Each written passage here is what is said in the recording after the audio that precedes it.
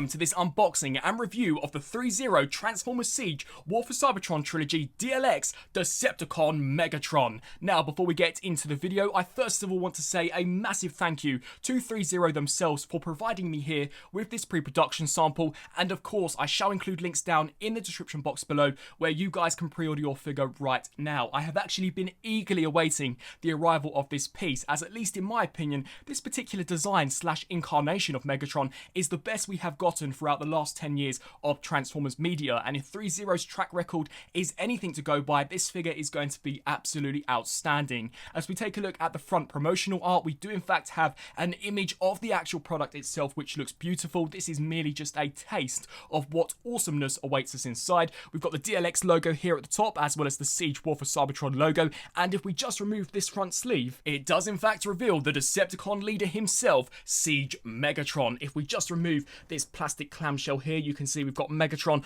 on clear display, fully protected in this plastic overcoat. We've of course got the fusion cannon, his Cybertronian sword, as well as an entire array of individually sculpted gestured hands, all of which I shall go into more detail later on in the review. And if we just remove Megatron here from this plastic prison, you can see that already the figure looks absolutely beautiful and is honestly such a perfect recreation of how he appeared in the Transformers Siege Netflix series. We'll pop him here off to the side just so that we can take a look at some of the other accessories that we get. So you can see the Cybertronian sword, the fusion cannon, and if we just lift this section here up, we of course also do get included the now standard DLX display base, this time with the Siege War for Cybertron Trilogy logo, as well as Megatron's backpack, of which I shall also showcase how to actually install in this video. So without further ado, let's get in and take a closer look at Megatron and all of his awesome looking accessories. Now, set up out of the packaging, you're going to want to turn your attention here to the back region of Megatron and of course bring in that backpack section.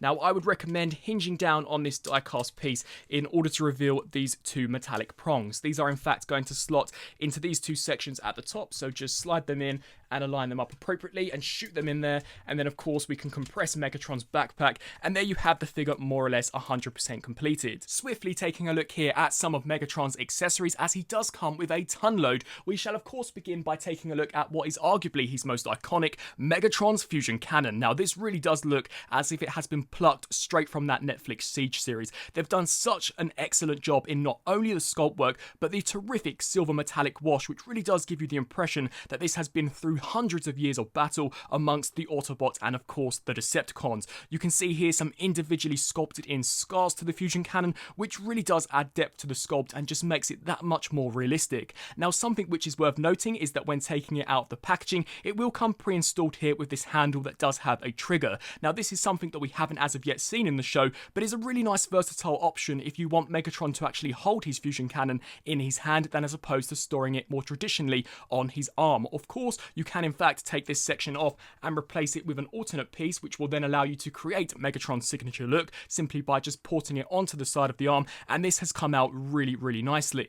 As we take a look here at the Cybertronian sword, this too is super awesome and definitely does match from not only what we've seen on the show, but also what the actual Siege Megatron Hasbro toy came with. You can see that as far as the sculpt is concerned, it is very crisp and precise, and I love once again the attention to detail. You can see the paintwork really does look awesome, and much like the actual toy, you can in fact reverse this around in order to simply just reveal the cannon itself, which has got some amazing metallic red highlights, as well as once again that silver and the stock applied at the top, which too has been sculpted beautifully well. But it doesn't end there. Much like the Voyager class figure, you can in fact take this port here and peg it onto the side of Megatron's arm, which creates for a very awesome display, or alternatively you can actually pull this handle section here out and replace it with an actual hilt itself for you to have Megatron hold it much like he did in the Megatronus flashback sequence. Or we also have a third and almost final option. You can take this larger staff piece, port it into the end of the Cybertronian sword, and actually peg it into the fusion cannon. Now I did do this once,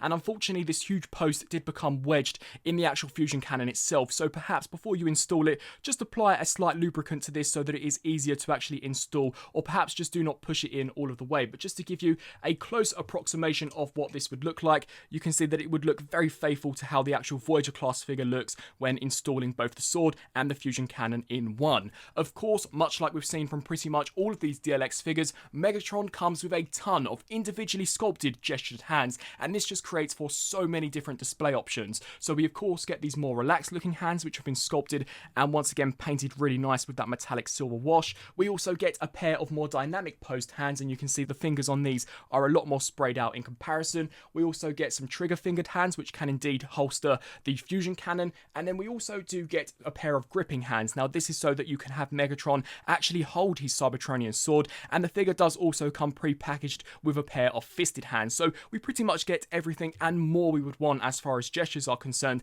and much like you saw in the packaging, we also do get included the once again now standard DLX Transformers display base. Now I have decided to detach the cradle as it is very difficult to actually pull it out once installed, but it is very similar to what we have seen from some of their Bumblebee movie characters, albeit this time with the Transformers Siege War for Cybertron logo. So without further ado, let's take a look at the main event himself, the leader of the Decepticons, Megatron. And so here we have Megatron, and what a figure he has turned out to be. Honestly, this guy is certainly a showstopper, and the team over at Threezero have done a terrific job. I was actually really intrigued to see as to how he would turn out, as usually I'm used to picking up some of their live action movie figures which are coated in vehicle mode components. Siege Megatron is primarily almost steel-like as far as his design is concerned. He does look very metallic, and honestly I actually think that does help to benefit the figure as the paintwork looks exceptional. He really does look like either an entirely die-cast material or a big lump of steel. They've done such a terrific job. As we take a look here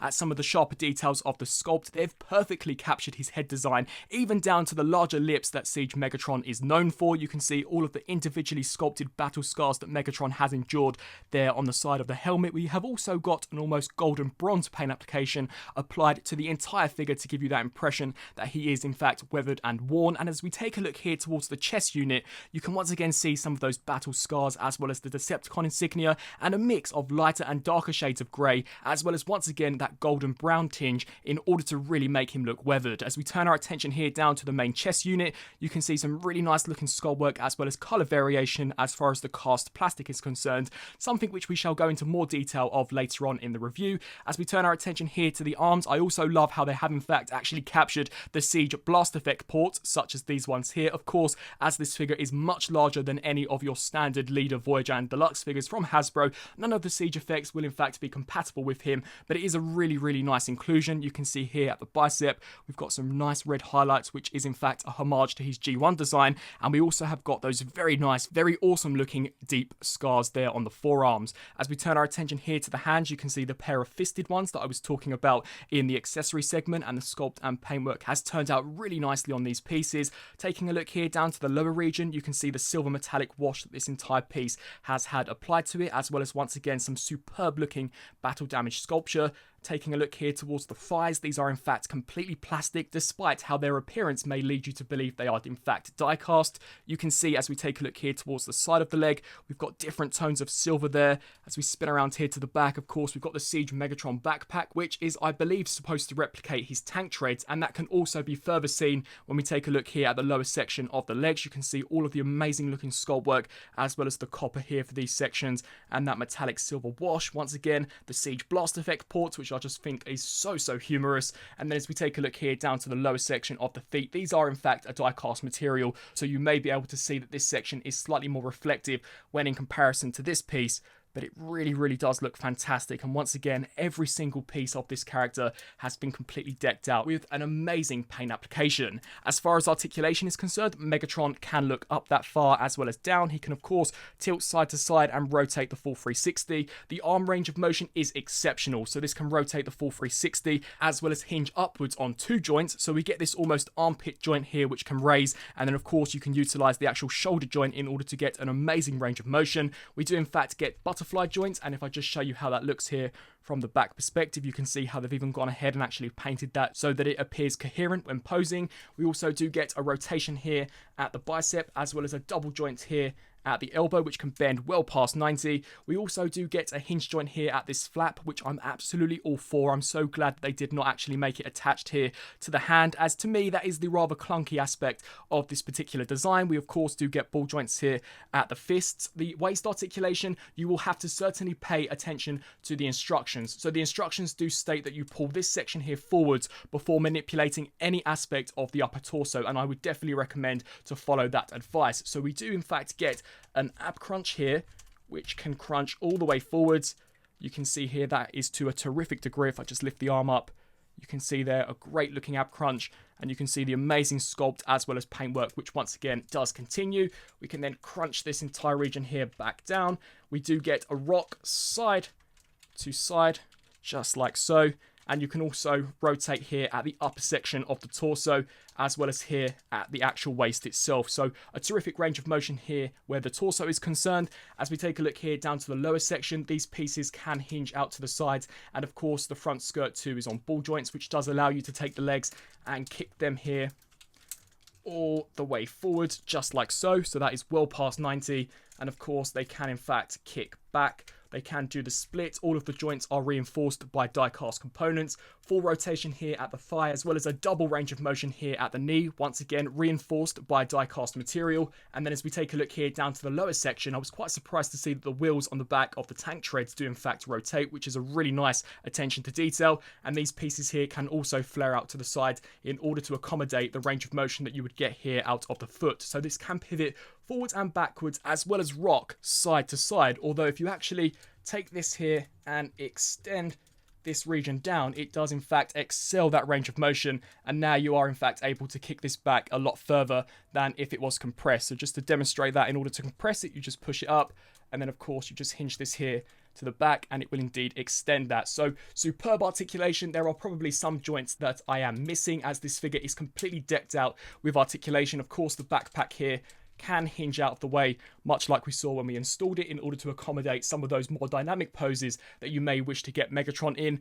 But just in regards to the most important joints, he certainly is exceptionally poseable. Turning to some of the special features of Megatron, of course, much like we have seen from all of their Threezero Transformers products, Megatron does house the capability of 2 LED electronic functions. So the most important is of course the head sculpt. In order to actually get to the battery compartment, you shall have to pop the head clean off, remove 2 screws, which will then allow you to actually take the top section of his helmet clean off, and then you'll want to insert 2 AG13 batteries in, and of course close that all back up and pop the head sculpt on. Once that's complete, we can then bring the head sculpt in here for a closer look, and the way in which you actually activate the LED is really clever. So you simply just push here on his brow, and it will cause the red LED to illuminate, which really does bring this character to life, and as mentioned, definitely does resemble what we saw on screen. They've done such a nice job. You can even see with the extremely bright lighting that I have here in my review station, they are very piercing and are incredibly vibrant. Now, Megatron does also possess a secondary area,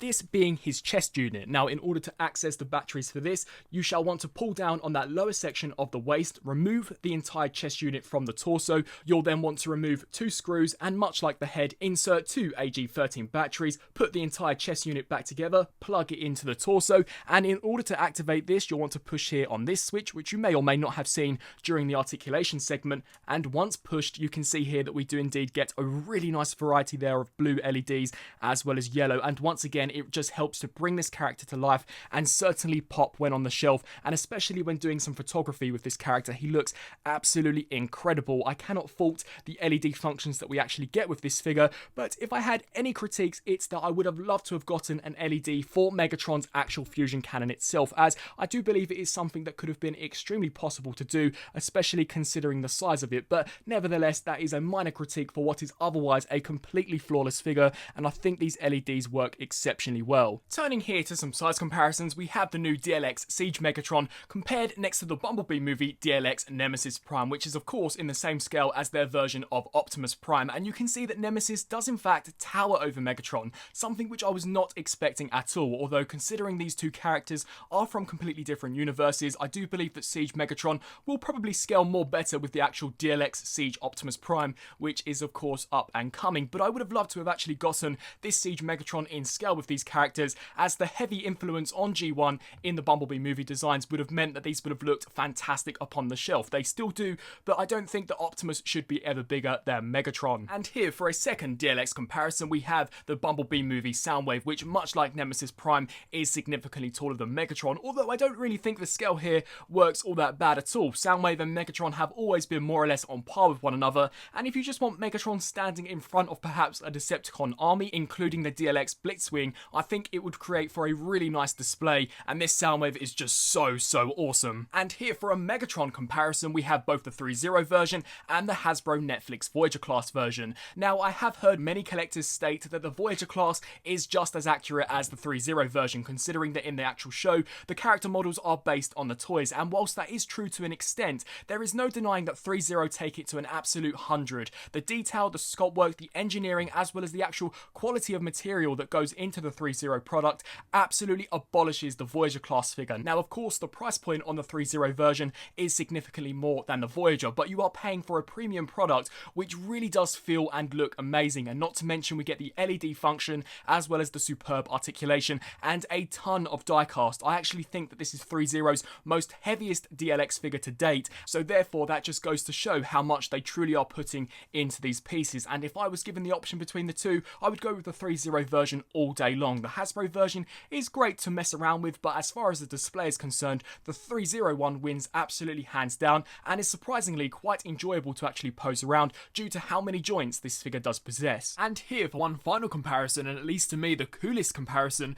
we have Siege Threezero Megatron compared next to MP44 Optimus Prime, and I actually think the scale between these two works really well. So for those of you who are after perhaps a masterpiece Megatron stand-in, I think the Threezero version will do just fine, especially as of course it does have a lot of those traditional G1 design traits, and I really love how these two characters look, so definitely super awesome looking figure, and will be a really nice piece to integrate alongside some MP figures. And so, there was my review on the Threezero Transformers Siege War for Cybertron Trilogy DLX Megatron. If you haven't guessed already, I am thoroughly impressed once again by the terrific work that Threezero have done with this particular figure. Honestly, they have absolutely knocked it out of the park. As mentioned, I was rather intrigued to see how this figure would turn out, considering that this is one of their first figures which is not live action movie related, and they certainly have delivered. Honestly, the paintwork once again is flawless. Much like all of their products, it looks absolutely stunning. The engineering that goes into the articulation too is sublime. You can literally get this figure into so many poses, and due to him being in the DLX scale, he's more easier to manage and actually pose upon the shelf, and does scale rather nicely with some masterpiece figures. I also love the inclusion of a die-cast endoskeleton. It helps to reinforce the joints, and there are also some die-cast components distributed throughout the figure just to give him a really hefty and very premium feel. I also love all of the accessories that we get included, such as all of the versatile options that you have in regards to the hands, as well as the display of the fusion cannon and his Cybertronian sword. I maybe would have liked to have seen an LED function incorporated into the fusion cannon, but as mentioned, that is a minor critique for what is a completely flawless figure. Honestly, for those of you who have picked up any of their previously released figures, you guys all know the standard and quality that Threezero are setting as far as premium products are concerned, and Megatron is no exception at all. Once again, I want to give a massive thank you to Threezero for providing me here with this pre-production sample, and of course there shall be links included down in the description box below where you guys can pre-order this figure right now. I would love to know down in the comment section below on whether or not you agree with my thoughts. Will you be adding Threezero Megatron to your collection, or shall you just be mainly sticking to the live action movie figures? I would love to know your thoughts, and until my next video, I'll see you then. Thanks for watching.